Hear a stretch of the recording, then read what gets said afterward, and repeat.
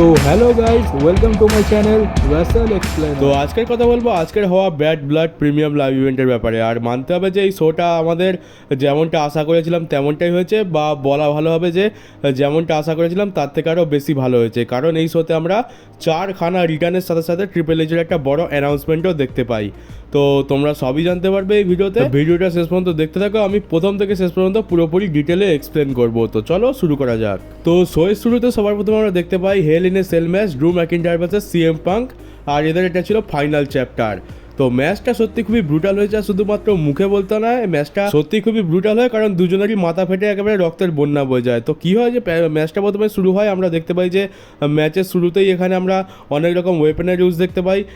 Chair ছিল, table ছিল, এখানে টেবিলের যে পায়া আছে সেই পায়াটাকে সিএম পাঙ্ক ওয়েপেনের মতো ইউজ করছিল। তারপর কী হয় যে ড্রু ম্যাকিন্টায়ারের সিএম পাঙ্কের মাথাটা স্টিল কেজেতে গিয়ে ঠুকে দেয়, আর তাছাড়া স্টিল স্টেপসের বাড়ি মাথাতেও মারে, যার ফলে সিএম পাঙ্কের মাথা ফেটে যায় আর বেশ অনেকটা রক্ত বেরোয়। তো সিএম পাঙ্কের মুখ চোখ তো একেবারে লাল হয়ে যায়, রক্তে পুরো ভিজে যায়। এরকম চলতে থাকে। তারপর রিংয়ের ভেতরে আমরা দেখতে পাই যে একবার রিং সাইডে ড্রু ম্যাকিন্টায়ার সিএম পাঙ্কে ক্লেমোর কিকও লাগিয়ে দেয়। তারপর রিংয়ের ভেতরে একবার ক্লেমোর কিক লাগায়, কিন্তু সিএম পাঙ্ক কিক আউট করে দেয়। তারপর একটা মোমেন্ট আছে যেখানে আমরা দেখতে পাই যে ড্রু ম্যাকিন্টায়ারকে সিএম পাঙ্ক জিটিএস লাগায়, কিন্তু তাতে ড্রু ম্যাকিন্টায়ারও কিক আউট করে দেয়। তো দুজনের ফিনিশারেই দুজন কিক আউট করে দিয়েছে। আর আমরা এখানে একটা টুল বক্সেরও ইউজ দেখতে পাই। এবার শুধুমাত্র টুল বক্সটা বন্ধ ছিল না, বরং টুল বক্সটাকে খোলাও হয়, আর তার ভেতর থেকে অনেক রেঞ্জ বেরোয়, বড় বড় রেঞ্জ। তো সেই রেঞ্জেরও ইউজ আমরা দেখতে পেলাম।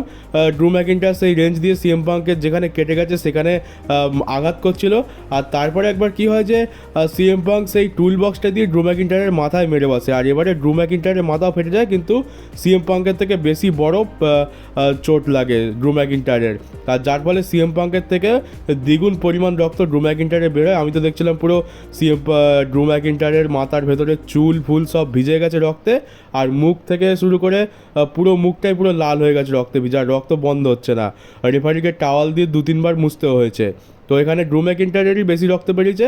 আর এখানে আমরা অনেক রকম ওয়েপেনও তো ইউজ দেখেছি। লাস্টের দিকে আমরা দেখলাম যে এখানে ড্রু ম্যাকিন্টায়ার শেষ পর্যন্ত স্টিল স্টেপস রিংয়ের ভেতরে ঢোকায়, আর একটা টেবিল রিং সাইডে বসানো ছিল, মানে দাঁড় করানো ছিল, তার উপরে সিএম পাঙ্ককে সুপ্লেক্স লাগিয়ে দেয় ড্রু ম্যাকিন্টায়ার। তো ড্রু ম্যাকিন্টায়ার আর সিএম পাঙ্ক দুজনেই ওই টেবিলের উপরে পড়ে যায়। আর লাস্টে আমরা কি দেখতে পাই, লাস্টের দিকে আমরা দেখতে পাই যে এখানে সিএম পাঙ্ক একটা বড় রেঞ্জ হাতে নেয় আর ড্রু ম্যাকিন্টায়ারকে মারতে যাবে বলে রেডি হয়, কিন্তু ড্রু ম্যাকিন্টায়ার দেখি সিএম পাঙ্কের কাছে ক্ষমা চাইছে, কিন্তু সেটা শুধুমাত্র নাটক ছিল। সিএম পাঙ্ককে লো মেরে দেয় ড্রু ম্যাকিন্টায়ার। আর সেই সময় দেখলাম যে ড্রু ম্যাকিন্টায়ারের মাথা থেকে আরও কলকল করে রক্ত বেরোচ্ছে, মানে রক্ত তো একদম বন্ধই হচ্ছে না। তো মনে হচ্ছে বেশ বড় সড়োভাবে ফেটেছে মাথাটা। আর তারপরে কি হয় যে এখানে ড্রু ম্যাকিন্টায়ার কী করে, সিএম পাঙ্কের যে ব্রেসলেটটা ছিল সেই ব্রেসলেট যে পুঁতিগুলো দিয়ে তৈরি হয়েছিল সেরকম এক গাদা পুঁতি থলি ভর্তি করে নিয়ে আসে, আর সেই পুঁতিগুলো সিএম পাঙ্কের মাথায় ঢেলে দেয়। তো এখানে সেই ব্রেসলেটের জিনিসটা আবার আমরা দেখতে পেলাম। আর তারপরে কি হয় যে পেছনে ছিল স্টিল স্টেপস, আর তার সামনে হাঁটু গেড়ে বসেছিল সিএম পাঙ্ক। এবার ড্রু ম্যাকিন্টায়ার ক্লেমোর কিক মারতে যায়, কিন্তু সিএম পাঙ্ক সরে যায়, আর ড্রু ম্যাকিন্টায়ার একেবারে স্টিল স্টেপসের কানায় ল্যান্ড করে। খুবই জোরে চোট লেগেছে, দেখেই বোঝা যাচ্ছে। যদি স্টিল স্টেপসের ওপরে ল্যান্ড করতো তাহলে তো না হয় তাও বেঁচে যেত, কিন্তু একেবারে কানায় পড়েছে, তো কোমরের অবস্থা একেবারে খারাপ। আর তারপরে কী হয় যে সিএম পাঙ্ক এবার কী করে, সিএম পাঙ্ক নিচে যে পুঁতিগুলো পড়েছিল সেগুলো তুলে ড্রু ম্যাকিন্টায়ারের মুখে ঠুসে দেয়, যেমনটা ড্রু ম্যাকিন্টায়ার সিএম পাঙ্কের সাথে করেছিল। আর তারপরে দেখতে পাই যে একটা লোহার শিকল সিএম পাঙ্কের হাঁটুতে জড়ায়, হাঁটুতে জড়িয়ে চেনতালা লাগিয়ে দেয়, আর সেই হাঁটু দিয়েই ড্রু ম্যাকিন্টায়ারকে জিটিএস লাগিয়ে দেয়। আর তারপরে তো আর কিছু করার ছিল না, একটা জিটিএস নর্মাল খেয়েছে আর একটা জিটিএস পুরো লোহার শিকলের বাড়ি খেয়েছে। তো ব্যাস এখানে ড্রু ম্যাকিন্টায়ার এখানে হেরে যায়, সিএম পাঙ্ক এই ম্যাচটা জিতে গেছে, 1-2-3 কাউন্ট হয়। আর 3খানা ম্যাচের মধ্যে 2টো জিতেছে সিএম পাঙ্ক আর একটা জিতেছে ড্রু ম্যাকিন্টায়ার। আর এখানেই মনে হচ্ছে এদের এই রাইভালরি শেষ, final chapter hell in a সেলেই শেষ হয়ে গেল সিএম পাঙ্কের জয় দিয়ে। তো ম্যাচটা আমি এতটা আশা করিনি, কিন্তু ম্যাচটা সত্যি খুবই দারুণ হয়েছে। আর যেভাবে রক্তারক্তি দেখতে পেয়েছি, এরকম রক্তারক্তি ম্যাচ আমরা খুব অনেক বছর আগে দেখেছিলাম ডাব্লিউডাব্লিউতে, এরকম ম্যাচ তো সচরাচর দেখাই যায় না। এরপর আমরা দেখতে পাই নায়া জ্যাক্স ভার্সেস বেলির মধ্যে ম্যাচ। তো এই ম্যাচটা নিয়ে তেমন কারোর ইন্টারেস্ট ছিল না, কারণ আমরা আগে থেকেই জানতাম যে এই ম্যাচের রেজাল্ট কী হবে, কে জিতবে। কিন্তু একটা ইম্পর্টেন্ট জিনিস ছিল যে এখানে কি আমরা টিফনি স্ট্র্যাটনের money in the bank briefcase ক্যাসিনোতে দেখতে পাবো। তো সেটা নিয়ে কথা বলা যাক আমরা কী দেখতে পেলাম। ম্যাচটা মোটামুটি চলেছে, তো খুব একটা খারাপ নয়, খুব একটা ভালো নয়। আমরা দেখতে পাই যেখানে নায়া জ্যাক্স বেলিরই ফিনিশার বেলি টু বেলি লাগিয়ে দেয়, কিন্তু বেলি তাতে কিক আউট করে দেয়। আর ওই জেকব ফাটু যে পপ আপ সামন ড্রপ যেটা লাগায় ওটা নায়া জ্যাক্সও করার চেষ্টা করেছিল, কিন্তু খুবই বাজেভাবে ফেল হয়ে যায়। এখানে একটা বচ হয়ে যায়, নায়া জ্যাক্স বেলিকে চাগিয়ে তো নেয় কিন্তু ঠিকঠাক পজিশানে আনতে পারেনি, তো এখানে সামন ড্রপটা একটু বচ হয়ে যায়। তো এবার কী হয় যে একটা সময় আমরা দেখতে পাই যে বেলি নায়া জ্যাক্সকে পিন করতে যায়, আর রেফারি এমনভাবে শুয়ে থাকে, মানে এমনভাবে পিন করতে যায় যে নায়া জ্যাক্স কিক আউট করার পরে বেলি একেবারে রেফারির ওপর দিয়ে উড়ে গিয়ে ওই সাইডে পড়ে, যার ফলে রেফারির সামান্য একটু চোট লাগে। আর এবার কী হয় যে বেলি আর নায়া জ্যাক্সের মাঝখানে রেফারি ফেঁসে যায়। আর তখন আমরা দেখতে পাই যে নায়া জ্যাক্স যখন উঠে দাঁড়াতে যায় তখন বেলি নায়া জ্যাক্সের মাথায় লাথি মেরে দেয়, আর যার ফলে নায়া জ্যাক্স পুরো রেফারির ওপরে পড়ে যায়। তো রেফারি তো একই ফিমেল রেফারি, তো নায়া জ্যাক্স পড়ার পর একেবারে চিঁড়ে চ্যাপটা হয়ে যায়। তো রেফারি তো এখন আর 5 মিনিট উঠবে না। তো এবার কী হয় যে বেলি নায়া জ্যাক্সকে নেক ব্রেকার লাগিয়ে দেয়, কিন্তু পিন করার জন্য রেফারি নেই। এবার কী হয় যে টিফনি স্ট্র্যাটন চলে আসে এখানে নায়া জ্যাক্সকে বাঁচাতে, কিন্তু সবাই ভাবে যে টিফনি স্ট্র্যাটন এখানে money in the bank briefcase cash in করতে এসছে। টিফনি স্ট্র্যাটন এসে বেলির মাথায় money in the bank briefcase দিয়ে হিট করে, আর তারপরে কী হয় যে ব্রিফকেসটা এখানে রেফারির কাছে গড়ি চলে যায়, আর রেফারি সেটাকে তুলে টিফনিকে ফেরত দিতে যায়, কিন্তু তখনই নায়া জ্যাক্স একেবারে আন্ডারটেকারের স্টাইলে উঠে পড়ে, আর নায়া জ্যাক্স দেখতে পায় যে টিফনি স্ট্র্যাটন রেফারির হাতে ব্রিফকেস দিচ্ছে। তো এটা দেখে নায়া জ্যাক্স যেভাবে যেখানে money in the bank briefcase cash in করতে এসেছিল টিফনি স্ট্র্যাটন, যার ফলে টিফনির সাথে ঝামেলা বেঁধে যায়, আর বেলি তার লাভ উঠে টিফনিকে বাইরে ফেলে দেয়। নায়া জ্যাক্সকে রোল করে পিন করতে যায়, কিন্তু নায়া জ্যাক্স এখানে কিক আউট করে দেয়। তারপর কী হয় যে বেলি টপ রোপে ওঠে, আর টিফনি স্ট্র্যাটন বাইরে থেকে তার ব্রিফকেসটা বেলির হাতে ছুড়ে দেয়, যার ফলে বেলি সেই ব্রিফকেসটা ধরে আর তার আসে ডিস্ট্র্যাক্ট হয়ে যায়। আর নায়া জ্যাক্স এবারে কী করে, নায়া জ্যাক্স এবারে সেকেন্ড রোপে ওঠে, সেকেন্ড রোপ থেকে বেলিকে একটা সামন ড্রপ লাগায়, আর তারপর সেকেন্ড ড্রপ থেকে একটা অ্যানালাইটার লাগিয়ে দেয়। তো নায়া জ্যাক্সের কাছ থেকে সেকেন্ড ড্রপ থেকে সামন ড্রপ আর অ্যানালাইটার খাওয়ার পর তো কেউই উঠতে পারবে না, বেলিও এখানে উঠতে পারেনি। এখানে নায়া জ্যাক্স জিতে গেছে, চ্যাম্পিয়নশিপ রিটার্ন হয়ে গেছে, যেমনটা আমরা জানতাম। কিন্তু দেখলাম যে নায়া জ্যাক্স খুব একটা খুশি নয় টিফনির কাজকর্ম দেখে, সে টিফনিকে রেখে নিজেই ব্যাক স্টেজে চলে যায়, আর টিফনি রিং সাইডে বসে থাকে। তো টিফনি আর নায়া জ্যাক্সের মধ্যে একটা ঝামেলা চলছে। নায়া জ্যাক্স এটা ভাবছে যে টিফনি তার উপর money in the bank cash in করবে, কিন্তু টিফনি কিন্তু নায়া জ্যাক্সকে সাহায্য করতেই চায়। এরপর আমরা ডেমন প্রিস্ট ভার্সেস ফিন বালারের মধ্যে ম্যাচ দেখতে পাই। আজ থেকে ঠিক 2 মাস আগে এই ম্যাচটার ব্যাপারে আমরা অনেক কথা বলেছিলাম যে এই ম্যাচটা তো অনেক বড় লেভেলের হতে চলেছে, কিন্তু শেষ পর্যন্ত 2 মাস পর যখন এই ম্যাচটা ডাব্লিউডাব্লিউ বুক করলো তখন আমাদের কোনো রকম ইন্টারেস্ট নেই, কারণ ডাব্লিউডাব্লিউ নিজেই সেইভাবে এই ম্যাচটাকে অতটা হাইপ করেনি। কিন্তু এই ম্যাচটা কিন্তু একটা দেখতে গেলে অনেক বড় ম্যাচ। তো এখানে অনেক লম্বা স্টোরি রয়েছে, কিন্তু সেই স্টোরি এখন কোথায় যেন হারিয়ে গেছে।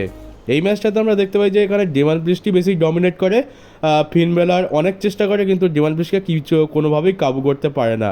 আর লাস্টের দিকে কী হয় যে জেডি ম্যাকডোনা আর কার্লিটো আসে, জেডি ম্যাকডোনা একটু সাহায্য করে ফিন বেলারকে, যার ফলে ফিন বেলার এখানে ডেমন প্রিস্টকে কুডাগ্রাস লাগিয়ে দেয়, কিন্তু ডেমন প্রিস্ট কুডাগ্রাসে কিক আউট করে দেয়। তো প্রথমে তো কাজ হলো না, তারপরে কী হয় যে ফিন বেলার আবার জেডি ম্যাকডোনা আর কার্লিটোর সাহায্য নেয়, কিন্তু এইবারে কী হয় যে ডেমন প্রিস্ট কার্লিটো আর জেডি ম্যাকডোনাকে একাই দেখে নেয়, একাই তাদেরকে মেরে রিং থেকে বাইরে বের করে দেয়, আর ফিন বেলারকে সাউথ অফ হেভেন লাগিয়ে দেয়, আর ফিন বেলার এখানে হেরে গেছে। তো ফিন বেলারের অবস্থা খুবই খারাপ বলতে হবে, দুবার দুটো লোকের সাহায্য নিলেও তাও ম্যাচটা জিততে পারলো না। আর মনে হচ্ছে এদের রাইভালরি এখানেই শেষ, কারণ এই রাইভালরি যদি কন্টিনিউ করতে তো তাহলে তো ফিন বেলার জিতলে বেশি সেন্স বানাতো, কিন্তু যেহেতু ডেমন প্রিস্ট জিতে গেছে তাই মনে হয় না এই রাইভালরি আমরা আর কন্টিনিউ হতে দেখতে পাবো। হয়তো পরে কখনো গিয়ে এদের মধ্যে আবার কিছু হবে, কিন্তু এখন তো ডেমন প্রিস্ট যেহেতু জিতে গেছে তাই ফিন বেলারের আর কিছু বলার সুযোগও নেই। এরপর আমরা ট্রিপল এইচের তরফ থেকে একটা বড় অ্যানাউন্সমেন্ট দেখতে পাই, যেটা সত্যি বড় কি ছোট সেটা তো বুঝতে পারছি না, সময়ের সাথে সাথেই বোঝা যাবে। তো ট্রিপল এইচ একটা কী করে যে ক্রাউন জুয়েলের তো অ্যানাউন্সমেন্ট করে দেয়, আর আমরা দেখতে পাই যে এখানে টেবিলের ওপর একটা চ্যাম্পিয়নশিপ বেল্ট রাখা আছে, দেখেই বোঝা যাচ্ছে যে এটা একটা চ্যাম্পিয়নশিপ বেল্ট। আর ট্রিপল এইচ কী করে যে এটা রিভিলও করে দেয়, এটা হচ্ছে ক্রাউন জুয়েল চ্যাম্পিয়নশিপ বেল্ট। এই বেল্টটার নামই হচ্ছে ক্রাউন জুয়েল চ্যাম্পিয়নশিপ বেল্ট, আর এটা যেরকম যতটা বুঝতে পারলাম আমি, যে এটা ক্রাউন জুয়েল প্রিমিয়াম লাইভ ইভেন্টের জন্য তৈরি করা হয়েছে, প্রতি বছরই হয়তো আমরা এটা দেখতে পাবো। আর এইটার নিয়মটা আমি এখনও পর্যন্ত বুঝতে পারলাম না, আশা করছি যে পরের মানডে নাইট ড্রতে আমরা বুঝতে পারবো, তখন আমি তোমাদেরকেও বুঝিয়ে দেবো। তো ট্রিপল এইচ বললো যে ডাব্লিউডাব্লিউ চ্যাম্পিয়নের সাথে ওয়ার্ল্ড চ্যাম্পিয়নের ম্যাচ হবে, আর সে এটা ওমেন্স ডিভিশনও দেখতে পাবো, মেন্স ডিভিশনও দেখতে পাবো। ওয়ার্ল্ড চ্যাম্পিয়নের সাথে ডাব্লিউডাব্লিউ চ্যাম্পিয়নশিপের ম্যাচ হবে, আর যে জিতবে সে হবে ক্রাউন জুয়েল চ্যাম্পিয়নশিপ।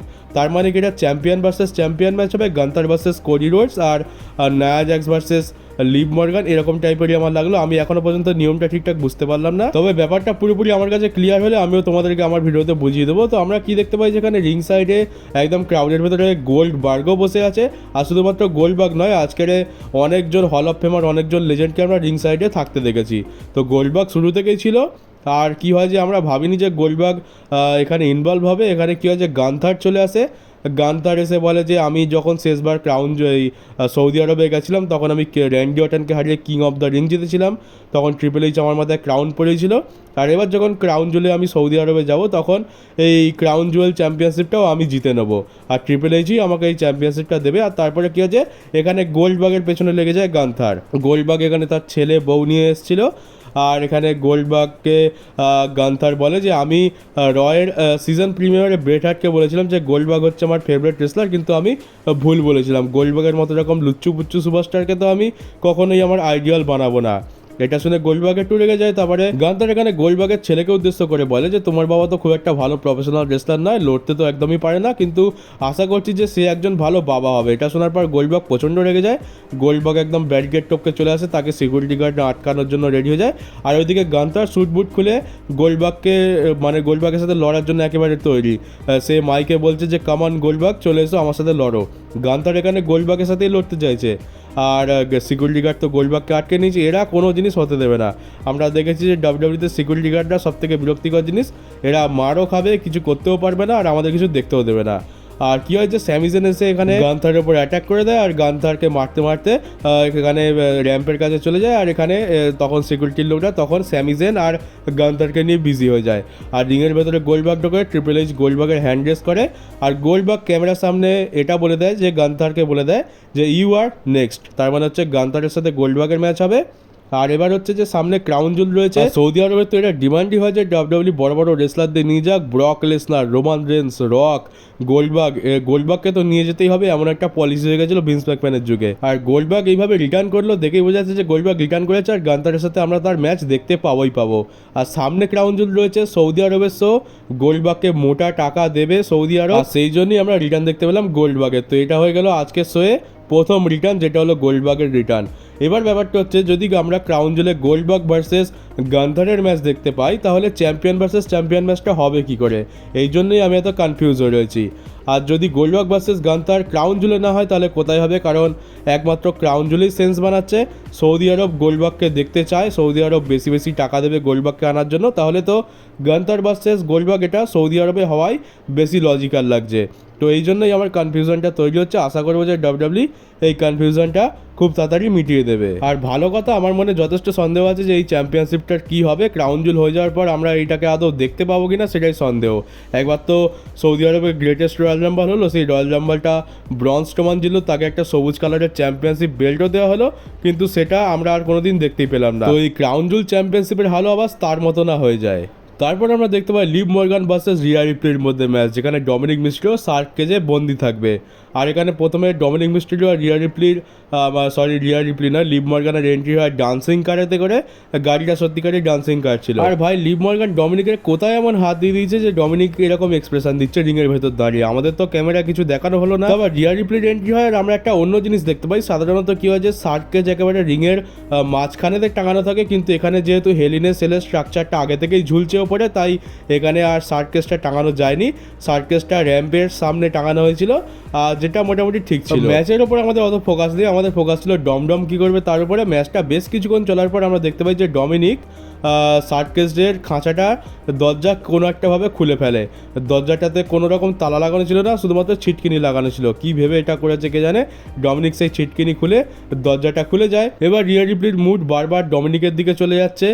আর কী হয় যে ডমিনিক ওখান থেকে লাভ মেরেও নিচে নামতে পারবে না, কারণ লাভ মারতে গেলে যদি পা ভেঙে যায় তখন আরেক কেলেঙ্কারি হয়ে যায়। রিয়া রিপ্লি ডমিনিকের খাঁচার কাছে গিয়ে লিভ মর্গানকে মারতে থাকে, যেটা থেকে আমাদের ডমডম ভাইয়ের প্রচণ্ড কষ্ট হয়। এখানে রিপটাইডও লাগিয়ে দেয় পুরো ফ্লোরের ওপরে এখানে লিভ মর্গানকে, যার ফলে লিভ মর্গানের তো বহুত ব্যথা লাগে। আর তারপরে কী হয় যে লিভ মর্গানকে রিংয়ের ভেতরে রিয়া রিপ্লি নিয়ে যায়, আর ডমিনিক খাঁচার দরজা থেকে নিচে পড়ে যায়।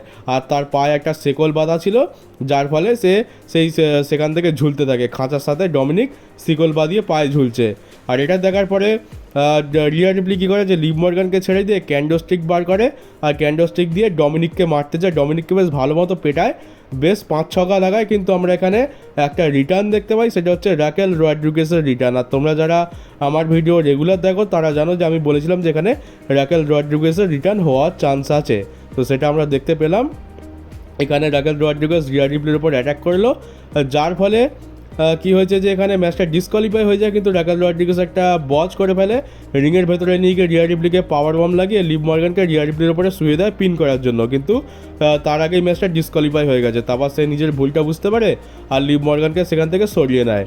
তো ফাইনালি আমরা এত দিন পর রাকেল রড্রিগেজের রিটার্ন দেখতে পেয়ে গেলাম, আর ডমিনিক লিভ মর্গানের সাথে সাথে একটা নতুন মামি পেয়ে গেছে রাকেল রড্রিগেজের সাথে। এবার দেখতে হবে যে এই দুজনকে নিয়ে ডমডম ভাই আমাদের কি করে। এরপর আছে ব্যাড ব্লাডের মেইন ইভেন্ট, যেটা ছিল রোমান রেন্স আর Cody Rhodes versus Bloodline. তো সবার প্রথমে কোডি রোডসের এন্ট্রান্সের ব্যাপারে কথা বলবো, এই জন্যই বলছি কারণ এন্ট্রান্সটা একটা স্পেশাল এন্ট্রান্স ছিল, আর এত বিচ্ছিরি স্পেশাল এন্ট্রান্স আমি আজ পর্যন্ত দেখিনি। মানে রেসলারদের ম্যাচের মধ্যে বচ হয়ে যায়, আর এখানে তো এন্ট্রান্সের মধ্যেই বচ হয়ে গেছে।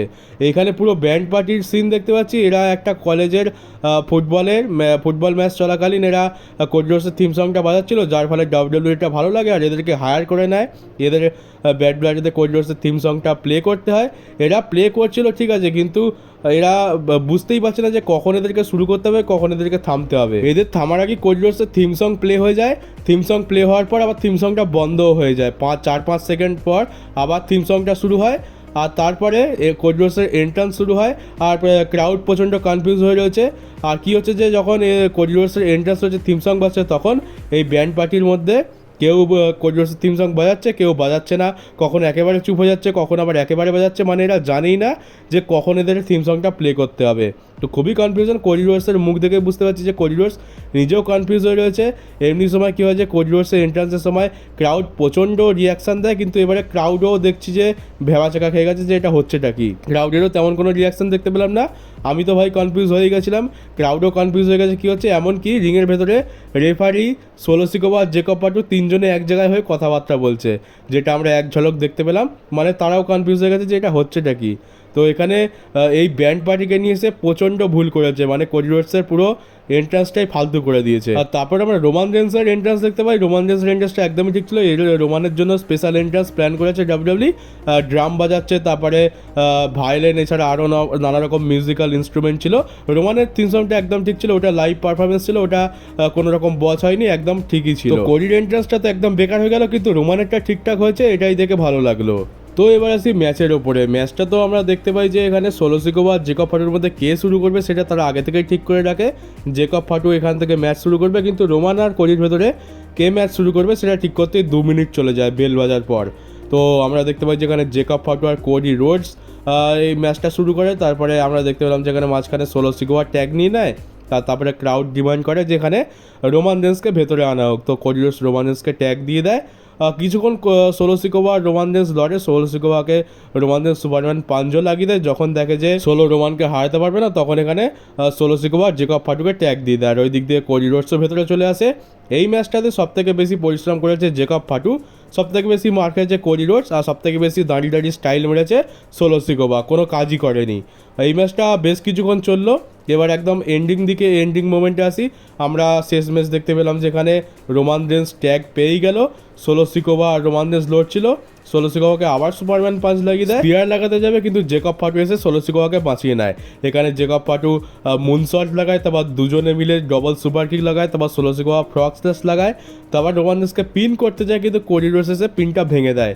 তারপর জেকব পাটু সাথে রোমানদের কিছুক্ষণ মারামারি চলে, তারপরে কোডি রোডস কী করে যে জেকব পাটু কোডি রোডসকে ধাক্কা মারতে যায়, কিন্তু কোডি রোডস সরে যায়, আর জেকব পাটু ব্যারিকেড ভেঙে রিং সাইডে মানে ওই অ্যানাউন্সার টেবিল যেখানে থাকে ওখানে চলে যায়, কিন্তু তাতেও জেকব পাটুর কিচ্ছু হয় না। জেকব পাটু সঙ্গে সঙ্গে দাঁড়িয়ে ওঠে আর কোডি রোডসকে চেয়ার ছুঁড়ে মারতে থাকে, স্টিলের চেয়ার ওখানে কয়েকটা 3-4টে ছিল, ওগুলোই ছুঁড়ে মারছে, তো জেকব পাটুর তো কিছু হয় না। এবার কোডি রোডস কী করে যে কমেন্ট্রি টেবিলটা পুরো পরিষ্কার করে আর জেকব পাটুকে একটা ক্রস রোডস লাগিয়ে দেয়, কিন্তু তারপরেও জেকব পাটুর কিছু হয়নি, তারপরেও জেকব পাটু দাঁড়িয়ে যায়। সোলো কোডি রোডস ভাবছে যে এর কী হয়েছে, একে এত মারছি কিছু হচ্ছে না কেন। তারপরে 2-3 খানা সুপার কিক লাগানোর পরে শেষ ম্যাচ করিডোর্স জেকব ফাটুকে অ্যানাউন্সার টেবিলে শুয়েই দেয়, আর তারপরে টপ রোপ থেকে উঠে অ্যানাউন্সার টেবিলের উপরে ঝাঁপ মারে জেকব ফাটুর উপর, যার ফলে জেকব ফাটু আর করিডোর্স তো একেবারে বাইরে চলে যায় এই ম্যাচের।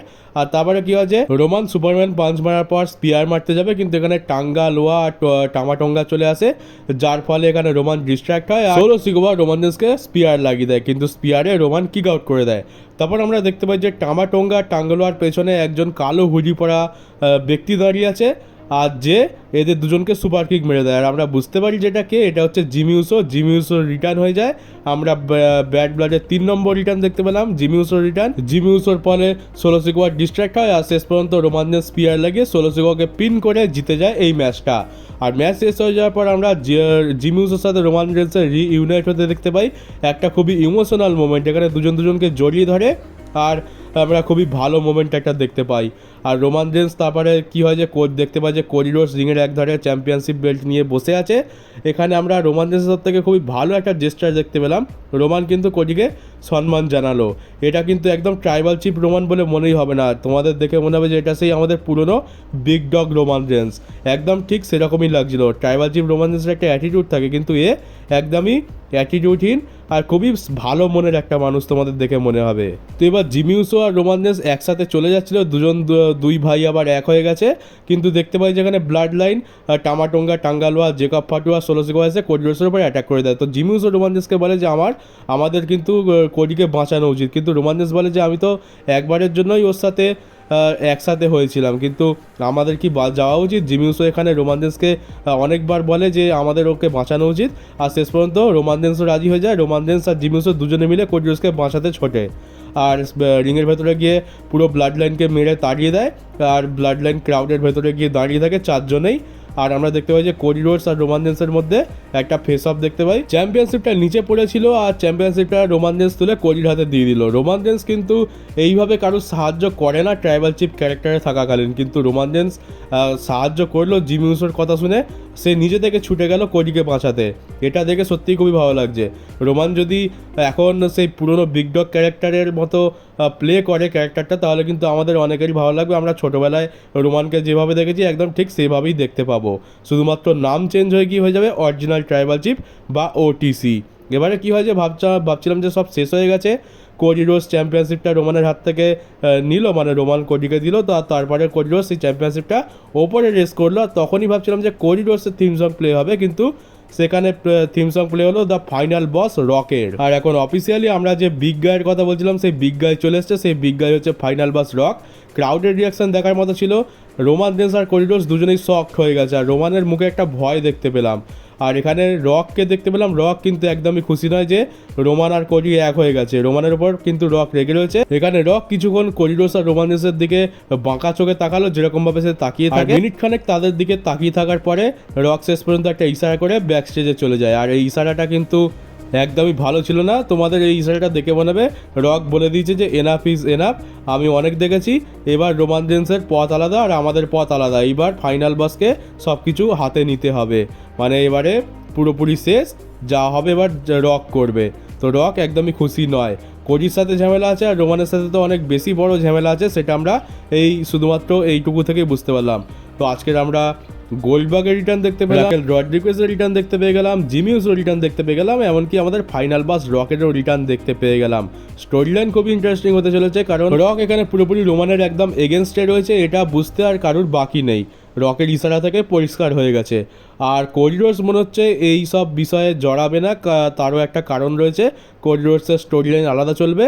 এখন আমরা রক আর রোমানের স্টোরি লাইনই দেখতে পাবো, করিডোর্স এখান থেকে পুরোপুরি আলাদা ডাইরেকশানে যাবে। তার কারণটা হচ্ছে যে এই ব্যাড ব্লাড তো রক চলে যাওয়ার সাথে সাথেই শেষ হয়ে যায়, কিন্তু আমরা একবার পার্কিং লটেতে কেভিন ওমেন্সের সাথে করিডোর্সের ঝামেলা দেখতে পাই। কেভিন ওমেন্সের ফাইনালি হিল টার্ন হয়ে গেছে, আর কেভিন ওমেন্স পার্কিং লটে করিডোর্সের উপর অ্যাটাক করে দিচ্ছে। আর একটা ভালো বিষয় হচ্ছে যে ডাব্লিউডাব্লিউ চাইলে এটা পরে স্ম্যাকডাউনে বুক করতে পারতো, কিন্তু ডাব্লিউডাব্লিউটা কী করেছে যে পার্কিং লটেতেই এটা দেখিয়ে দিয়েছে।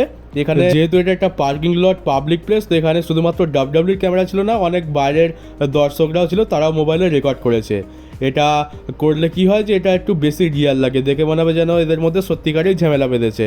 তো করিডোর্সের ওপরে কেভিন ওমেন্সের কিছু একটা ঝামেলা হয়েছে, ওই রোমানের সাথে টিম আপ করেছে, এটা নিয়েই হয়তো কেভিন ওমেন্স আবার করিডোর্সকে বলেছে, আর শেষমেশ কেভিন ওমেন্সের ধৈর্যের বাঁধ ভেঙে যায় আর করিডোর ওপরে অ্যাটাক করে দেয়। তো আমরা এখন কোডি ভার্সেস কেভিন ওভেন্সেরই ম্যাচ দেখতে পাবো। আর কেভিন ওভেন্সের অফিসিয়ালি এখন হিল টার্ন হয়ে গেছে, আমরা পরের সপ্তাহে স্ম্যাকডাউনে দেখতে পেয়ে যাব। এটা ডাব্লিউডাব্লিউ ভিডিও বানিয়েছে, আর সেখানে যে সমস্ত ক্রাউডরা ছিল তারা মোবাইলেও ভিডিও বানিয়ে সোশ্যাল মিডিয়াতে আপলোড করেছে। তো যার মানে হলো কোডির ডাইরেকশন আলাদা, রোমানের ডাইরেকশন আলাদা, রক চলে এসছে, রক আর রোমান আলাদা, আর অপরদিকে কোডি রোডস আর কেভিন ওভেন্স আলাদা। আপাতত যা সিনারিও দেখলাম তো লজিক্যালি এটাই আমার মনে হচ্ছে। এবার বলা যায় না, হয়তো দেখা গেল যে আবার সব এক হয়ে গেল, এটা তো পরের সপ্তাহে স্ম্যাকডাউনে জানতে পারবো কী হলো। তো চলো গাইজ, এই ছিল আজকের আমাদের ব্যাড ব্লাড প্রিমিয়াম লাইভ ইভেন্টের রিভিউ। আজকের শোটা সত্যিই খুবই ভালো হয়েছে, তাই আমার রিভিউ করতেও ভালো লাগছে। আর ভিডিওটা অনেক লম্বা হয়ে গেছে, কিন্তু শেষমেশ একটাই কথা বলবো যে ডিটেলে এক্সপ্লেন করতে গেলে তো ভিডিওটা লম্বা হবেই। তো আশা করি ভিডিওটা তোমরা এনজয় করেছিল। তো চলো গাইজ, এই ছিল আজকের ভিডিও। কেমন লাগলো কমেন্ট বক্সে জানিও। নতুন হয়ে থাকলে চ্যানেলটাকে সাবস্ক্রাইব করে নোটিফিকেশন বেলটাকে অন করে দিও, আর ভিডিওটাকে শেয়ার করতে অবশ্যই ভুলো না। তো চলো গাইজ, দেখা হচ্ছে তোমাদের সাথে আমার পরের ডাব্লিউডাব্লিউর একটা নিউজ ভিডিও নিয়ে।